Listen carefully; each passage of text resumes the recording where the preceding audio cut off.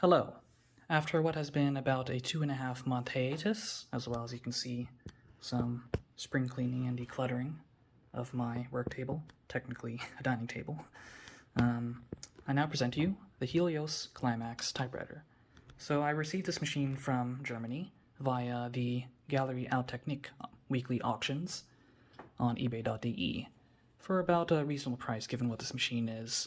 Now, it is, I'd say, in terms of cosmetics, it has all the pinstriping in pretty decent shape, still some inherent wear. I do really like this decal down here. Pretty much the only real issue is just the condition of the paper table decal, but I was fine with that, and for the trade-off of being able to get this machine for a relatively nice price. It also came with this really nice reprint of the manual, so that's pretty nice. Nice print quality. Of course, it's all in German. I don't speak or read German, but at least I'll refer to this later. But anyways, of course, the most notable thing that you'll notice about this machine is its relatively small size compared to your typical portable typewriter here, and the fact that it only uses 2 rows of keys instead of 4 in your typical type bar machine, where you have a set of type bars which each contain 2 characters, typically lowercase and uppercase, or on these machines here which have only 3 rows, or as they're called, banks, and likewise use type cylinders much like on this machine, but with only 3 rows likewise, instead of 4 on this particular typewriter. So you may wonder, why have only 2 rows and only 21 keys, which is less keys than there are in the alphabet or the German script? My best guess would be to save on parts, and hence be able to sell this machine for lower cost while still being reasonably usable.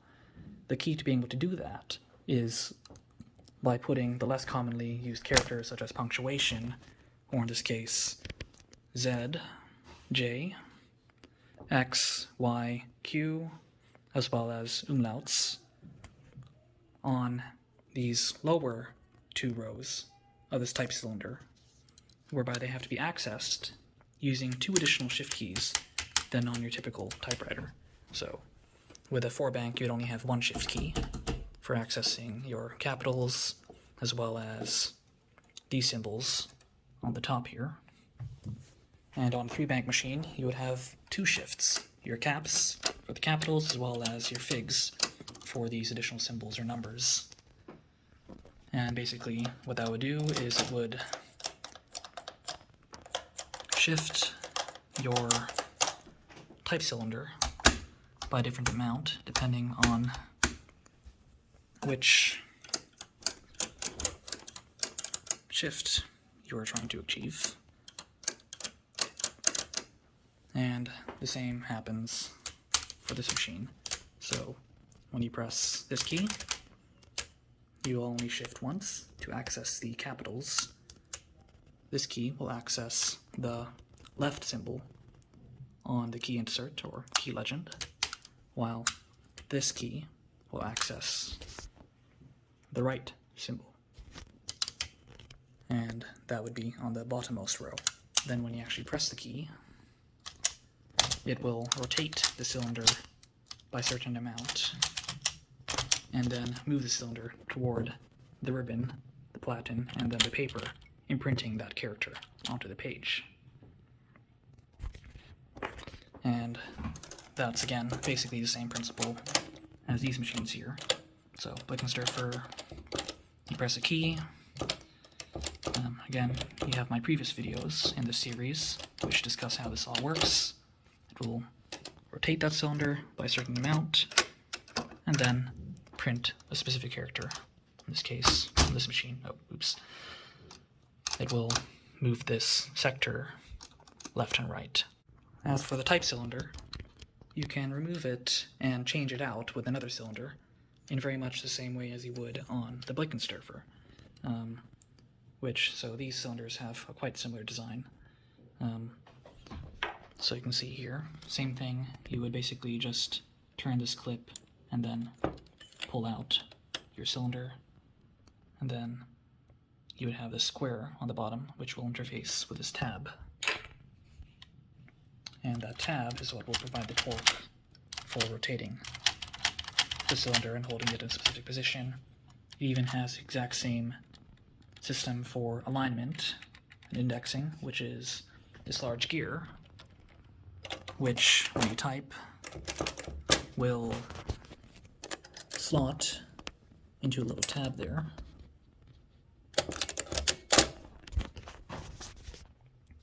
Same thing here. To basically make sure that when you've pressed a key, that the character on the cylinder will be properly centered, so that you don't, like, print only half a character or two characters at once. You then put it back on in very much the same way as you would on a Blickensderfer. Again, the only real difference being that this particular cylinder has 4 rows and is made of metal instead of vulcanized rubber. As for the layout, judging by what it says on this manual here, as well as what characters are actually included, it seems that my machine has Tastatur B. Well, I don't know how to say B. Okay, yeah, I don't know the alphabet in German, but yeah. This is the key set that I have that matches what's on this cylinder and on this keyboard. So pretty much then you also have the option for italic, maybe some other sets of characters or different umlauts, and probably a few other typefaces which aren't documented in this manual. Cool stuff. Like, of course I can't really read the manual, but I'd say I've been able to figure out the majority of the features of the machine and how it works. The eBay auction house gallery out technique, as usual, packed this typewriter excellently, and pretty much all of the issues that I came across were probably there before the machine arrived, or before it was shipped out. So, first one was that this little spring here, that spring needed to be rebent a bit, so that it would properly, basically when you press a key, it has to push on that tooth. And then another catch will immobilize that ratchet so that this spring can then click over and continue to advance. Now, when you press the spacebar, this little rocker won't move as far, so the ribbon won't move unnecessarily. As for how the ribbon advance works, basically, as this ratchet continues to proceed, you'll have these worm gears, which will interface with this gear, and then rotate the spools in the respective directions. In this case, much like on the Fox Portable as well as the Corona number 3, in order to achieve your ribbon reverse, you actually have to manually tighten one of these thumb screws. So if you tighten this one, then this ribbon here is what will gradually rotate. Else, if you tighten this one, well, in this case this is a left-handed screw, I think, it will rotate in the other direction. Rather slowly, but surely. There was also an issue with the line advance lever not working. Initially, for some reason, I thought that this might have been meant to be put on this side, but that was wrong. Rather, what was the issue was that this gear was too far out this way, whereby I needed to push it in and tighten it. Now, unfortunately, I did kind of over-tighten that screw, and the head broke, so yeah, the next time I ever have to disassemble this platen knob, I'm going to have, I'll be in a world of pain. This guy here is your line finder. In this case, it's not very reliable anymore. Pretty much, it holds itself with friction to move this detent away, allowing you to smoothly rotate the platen without having it constantly rattling, and also instituting undue or unnecessary wear on that detent. I've also found that when using this, I have to, in order for it to actually work, like here you'll see, it is, if I just do this, it isn't actually rotating the platen knob. I have to apply pressure toward the right in order for it to actually catch properly. But I guess, I don't know if it would have been more reliable when brand new, but if anything, it probably does save on parts. And then yeah, you have that spring, which brings it back. Then you can lift this guy and stick it into another of these 3 slots in order to achieve double-spaced lines or triple-spaced lines. So that's your line selector. Then another issue was that, first of all, of course, I was happy to find on arrival that the escapement was working. Of course, the worst thing that can happen, typically, other than the typewriter being completely obliterated or just lost, is the escapement getting damaged. And if the escapement is damaged, then you basically can't type because the carriage will not advance properly. So I was reaching a point where I would keep on spacing, and then the carriage would stop moving. That was simply due to a small chip in the escapement rack over here, and I simply just had to use the tip of a screwdriver to scratch away at the little burr, wherever that was originally, and that allowed it to be able to pass that and function for the entire width of the carriage. There was also an issue with the backspace, so now you can see fairly easily how the backspace works. Just a bell crank here, spring, and then this guy. I did have to do some bending to get this to engage more reliably. I also had to access a particular screw, so this is the carriage release. And that simply disengages this rack from the escapement.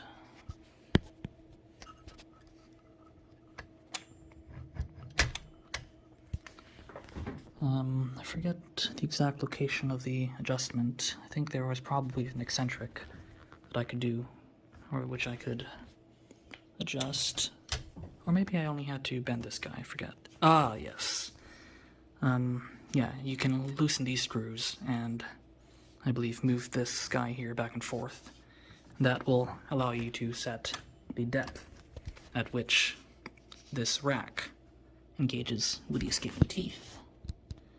So the problem that I was encountering then was that there was another chip on one of these teeth, which was preventing me from being able to backspace through the entire, or for every single part of the carriage.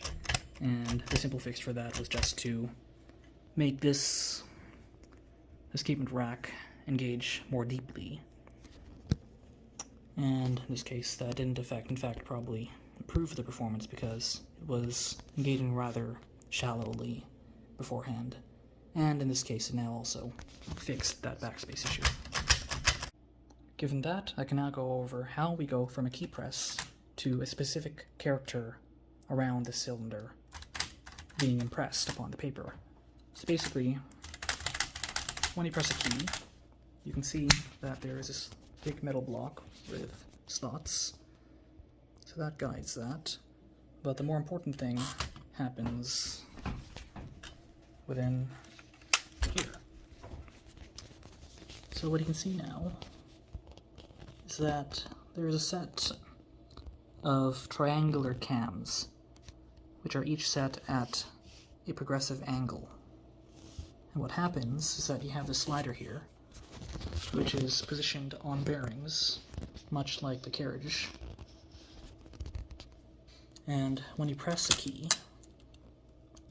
it rather ingeniously and simplistically slides against the surface, that angled surface, and moves the slider left and right. Now, it so happens that on this machine, you start off with the W here, which will rotate it counterclockwise by the largest amount. Then it will start rotating less and less until it doesn't rotate anymore at all. That's because that P doesn't touch the slope at all. And then we go in the opposite direction with the N all the way to A, where it only rotates the cylinder by one character. So that allows us to have this very simple mechanism where you can have these pairs of keys, and those keys will basically interface with either side of that triangular cam, and then rotate this slider back and forth. Now, given that, we get to the underside of the machine. So over here, you'll be able to see that that slider is attached to a rack, and that rack interfaces with a pinion. That pinion is likewise situated on a pivots, and those same pivots are what will rotate the type cylinder toward the platen. So I find it also pretty interesting that they're able to have it so that the rotation can continue regardless of the angle with which that pinion, and hence the type cylinder shaft, is engaged. So, for example, over here, it will continue rotating. I mean, yeah, it doesn't rotate that much, but it's still quite a nice design feature. And I suppose this guy over here helps stabilize that, or it's rather what interfaces with the shift mechanism, which is simply a collection of these levers, which have these little screw stops at different positions, which in turn push down on this rocker, well, on this lever here, which then finally pushes up on the type cylinder by a certain amount. So given that, provided that you have selected a specific shifting state, you would have indexed one of the 4 rows. Then, once you pressed a key, that will have moved the slider back and forth to a specific position, and that specific position will have rotated the type cylinder by a certain amount, presenting the correct character to the page. As for another component, well, I guess one comment is that I find this motion pretty cool. I'm not sure of the exact purpose of this shield here. It's probably just there to help stabilize the sliding and also prevent you from easily or accidentally completely sliding this slider all the way out from the side of the machine. So as for how the keypress actually causes the type cylinder to start moving toward the platen. That happens as a result of a collision of, you see that little black piece of sheet metal? It's a bit hard to see with sliding, but that basically collides with the part on top of on the upper surface of this part. That then rotates that rocker, which produces the impression. Now, of course, one issue that affects the usability of this machine is the fact that these keys, they travel entire 3 centimeters, much like the keys on the Blickensderfer, if not even deeper. That's compared to the Hammond here, where it only moves 1 centimeter, or 1.5 centimeters about on your typical post-war portable, or 4-bank portable typewriter. So to reduce that, I attempted to insert some material between that upper surface and that flat piece of sheet metal so that I could have the impression start earlier. That means that the keypress would become a bit shallower, and we would have a situation more like the Blickensderfer, where the type cylinder is rotating at the same time as the cylinder is coming downwards. Now, unfortunately, I came to determine that that's actually kind of useless, because number one is that it actually does already rotate a bit more after starting the impression cycle. Like, originally what I thought was that this machine was designed to first completely rotate the type cylinder and then start moving the cylinder toward the platen. But in the case that I tried to make it happen earlier, it would actually consistently end up jamming. Like, basically what happens is that you're at this point in the middle, and you would hit that alignment tab while it was on the way. So you would end up, number one, jamming the mechanism, and otherwise possibly registering the wrong character. And either way, even once I was able to find a sufficiently small piece of shimming that allowed me to minimize the space between the point where the cylinder stops rotating and it finally engages with that alignment tab, I had basically only saved like 0.5 millimeter in key depth, so it was completely pointless. Another issue that I had to fix with the machine was that this type cylinder, or at least the assembly that is mounted to, was not perfectly centered with respect to that alignment tab, and as a result it had a tendency to get locked or stuck even after engaging. So the way to fix that was to carefully and painstakingly fit some tools to loosen those nuts, and I kind of forget how I did it, but somehow I was able to get screws in there. I think I had to fit it in from the side, and using that method, carefully minimize the amount of play on this rocker, and also perfectly center it.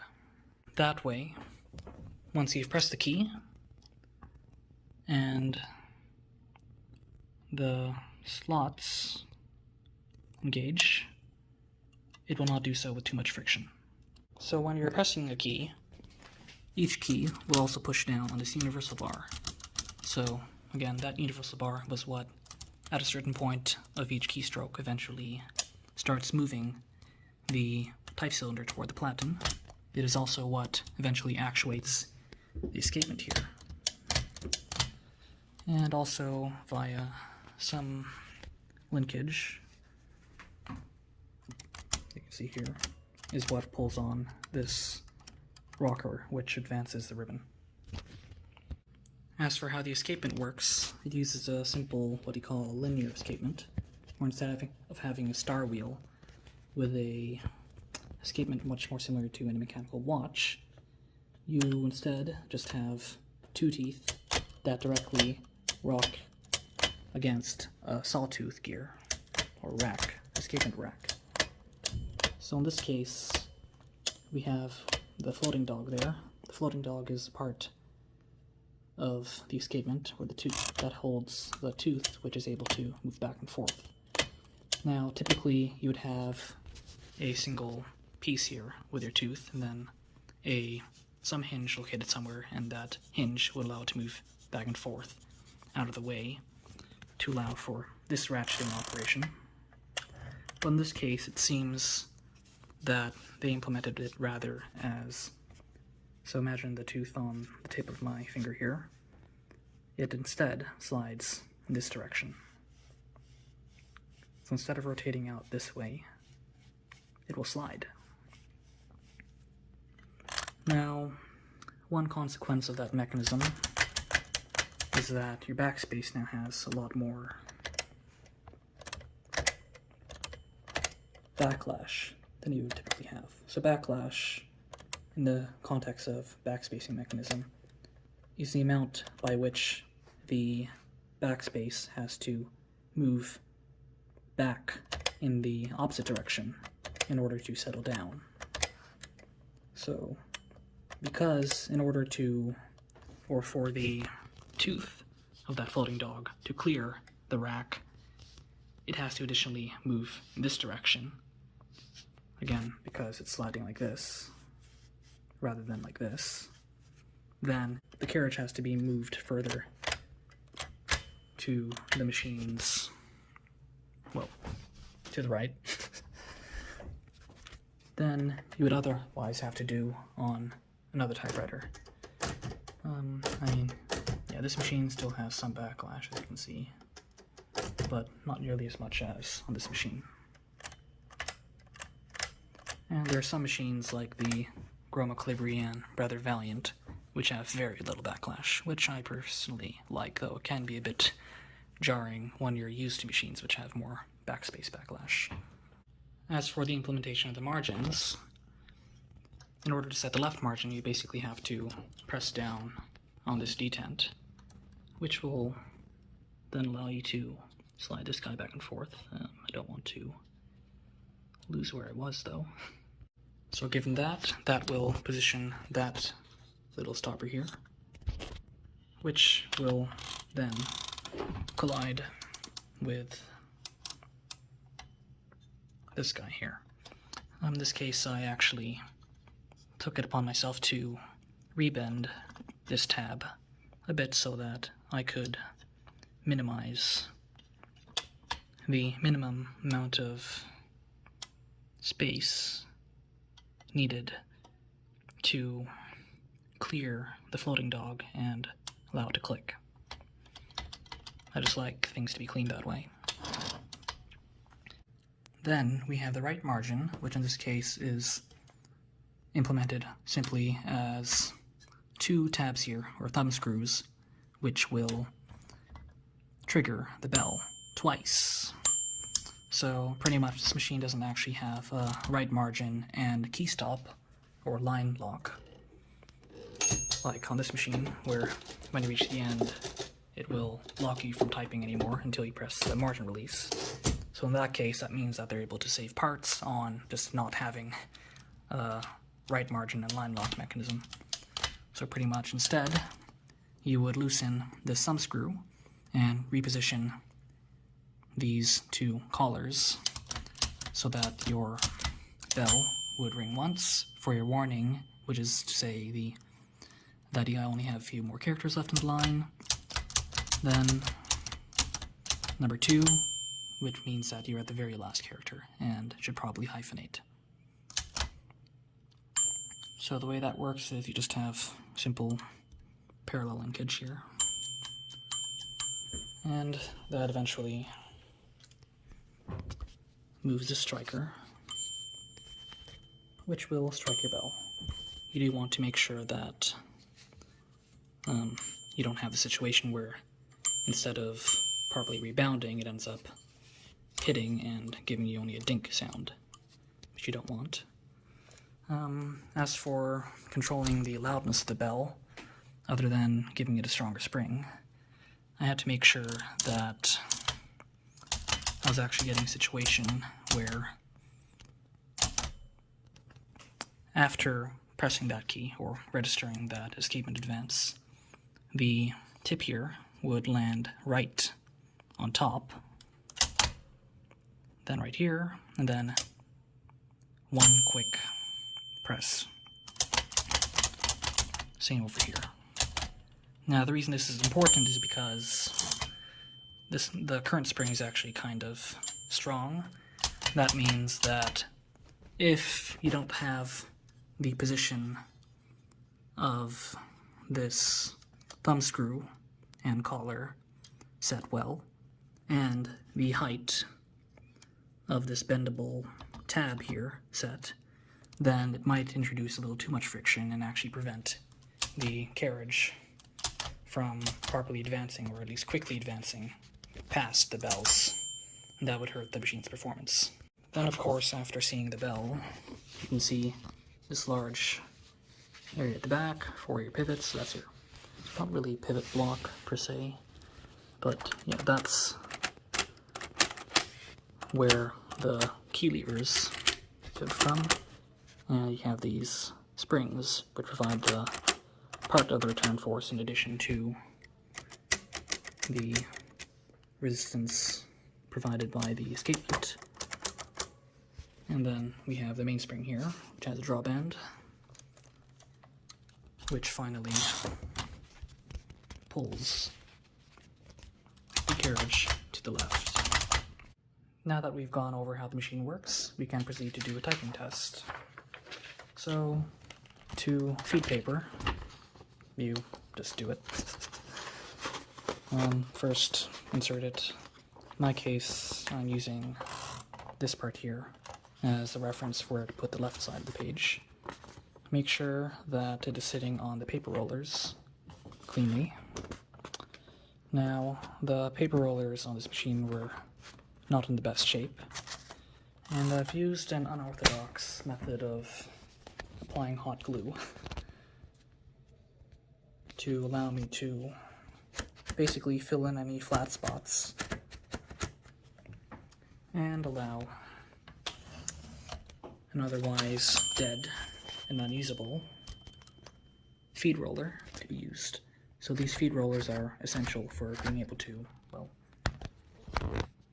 apply enough friction against a platen while also still being able to move the paper forward. Now in the case that you are misaligned like this, you simply pull forward on the paper table. I think that these machines also, or at least some of them, came with a paper stand that would extend and fit into that little slot.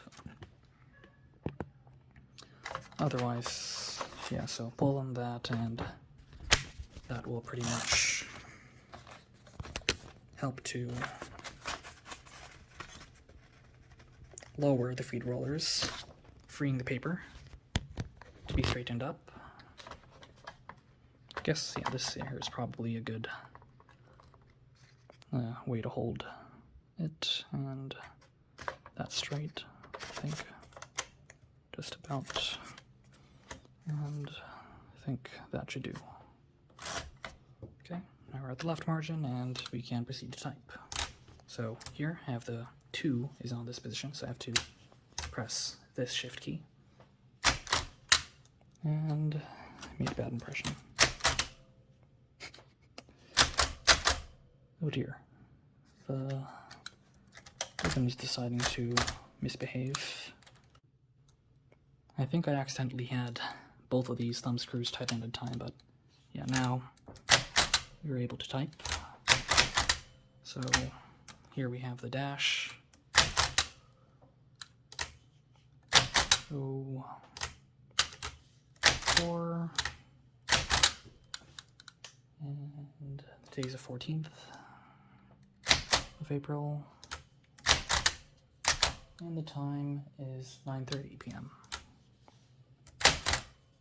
It has a pretty springy feel, I'd say smoother than the touch of the Blickensderfer. I prefer the feel of typing on this machine, even though it's weird, but it is pretty usable. 9:30. There's no shift lock on this mechanism, so you can't hold it up, or you have to hold the key down. PM.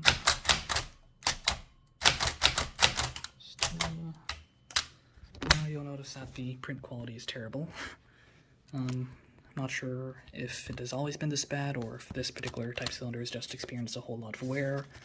I do know that some characters, such as the Y and the comma, were pretty worn to the extent that you could barely tell them apart, or part of it would be hidden, or these two characters, pairs of characters, would be identical to one another. So what I did was I took a small piece of wire and I stuck it into the end of a hot glue gun, and using that I could apply very small pieces of hot glue and shape a repair to the damaged type. And that way I could now at least be able to tell a period apart from comma. Barely so. For example, that there is a semicolon, and this is a colon. Yeah, looks terrible, but at least the machine works. So, give that Mr.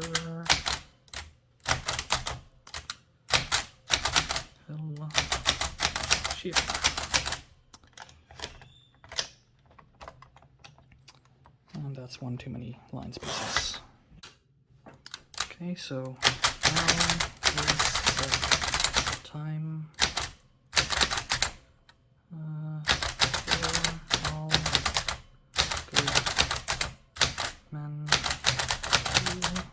to come to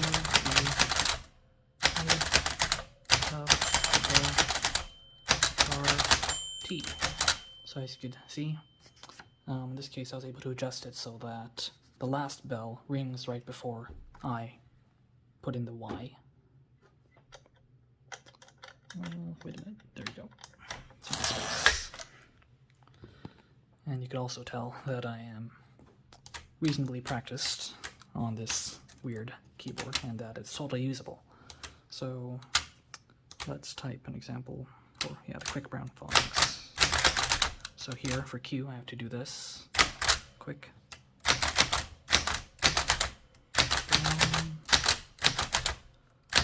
Box X, jumps, O, A, Y, dog.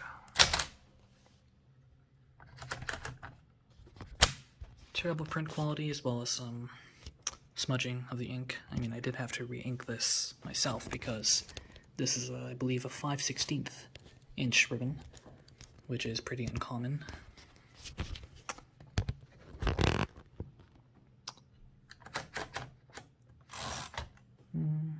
And let's see, now there are other characters which just really don't print properly with the current state of the type cylinder and my ribbon. So, for example, this guy, special character, barely. Then we have the S here. You can barely read it. And ampersand. Yeah, really doesn't print that well, but at least what I'm happy with is the fact that this machine does work, and you are able to type with it, and it is reasonably performant.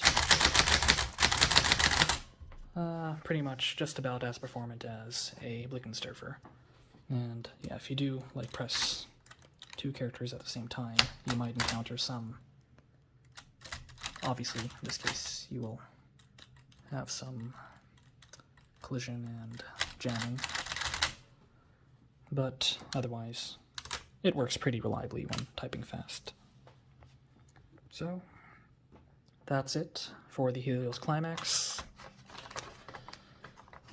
Pretty fun machine, hard to come by and obtain, but it's darn cool. So stay tuned for a speed typing video on this machine, and if you like learning about these old typewriters and how they work, feel free to like and subscribe. Thank you.